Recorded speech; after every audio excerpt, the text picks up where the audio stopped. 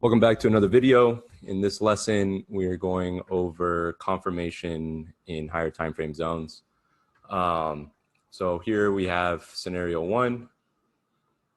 Okay, actually, let me do this. This is scenario two. Oh, I already have scenario two up there. Okay, scenario two. So scenario one, we're looking at a daily rejection zone, which is going to be, you're going to use the line chart and you're going to do your daily SNR level. Okay, so whatever the highest high is or whatever your daily, if this was a daily, you would mark out your daily and you would highlight the wick of that daily zone. Okay, just the wick. So from the close to the wick, you're going to highlight that entire zone. Or you can do, your supply candle if there is one available. You can use that if you'd like. But in this instance, we're just going to be using the line chart. So this, if you can pretend this was a line, this is a wick above, and this is where the wick goes. Okay, so that's your rejection zone. Okay, so when that happens, we're waiting for price to reach that daily rejection zone. Then we have an H4 rejection confirmation. We need to wait for the confirmation of this. Okay, we can't just enter. This is why QMs are high risk if you don't wait for confirmation, but you can still take a QM play inside this. Just know that it's going to be high risk. Okay. But what we're looking for is an engulfing pattern to confirm a rejection on H4 in the daily zone. Okay, now let's say you were on an H4 chart, you would just drop down a time frame and this would be H1. If you're on an H1, you drop down to M15. M15, you drop down to M5. M5, drop down to 1 minute and seconds. Okay, but in this case, for the highest probability, because the higher time frame is stronger, we're waiting for that H1 rejection or H4 rejection zone. And then after this is completed, after we get the closure of this 4-hour candle, what we're going to look for is this, okay?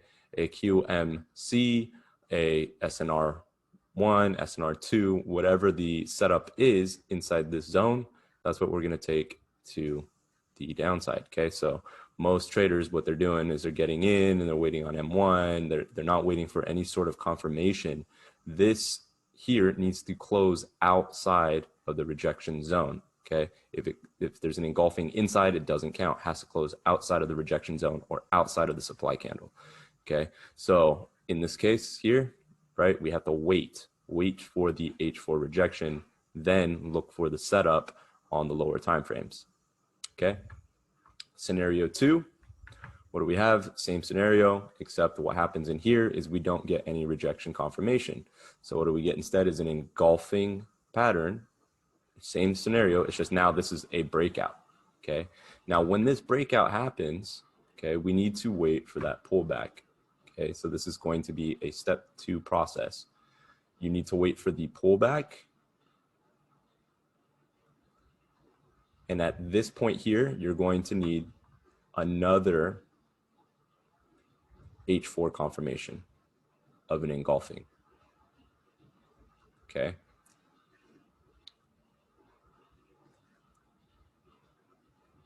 So this is going to be part 2 of this. So this one has one step where you just wait for the H4 rejection. This one, we have a breakout confirmation, right?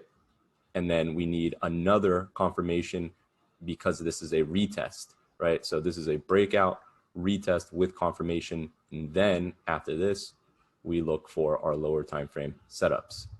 Okay, so this is a 2-part. This is part 1 where we have to wait for the confirmation that we're breaking out. Then we need to wait for the pullback confirmation. Okay, so this is a pullback confirmation where you're waiting for H4 to continue higher. Now, what are we targeting? So this is daily resistance. So we're going to just be targeting the weekly resistance. Okay, that's it. You're just going to be targeting weekly resistance. So from daily to weekly. Now, if you're on H4, you're going to be targeting daily, blah, blah, blah. Okay, so same thing. You're just dropping down timeframes. But this is how you can anticipate if this high is going to get taken or not. We're going to wait for confirmation. If it wants to take that high, engulf the structure and then pull back, give us another confirmation. Then we look for the lower time frame setup at this point here. So this is phase 2 of the phase 1. Okay, so just keep that in mind. And then on the next video, we'll go over setup confirmation.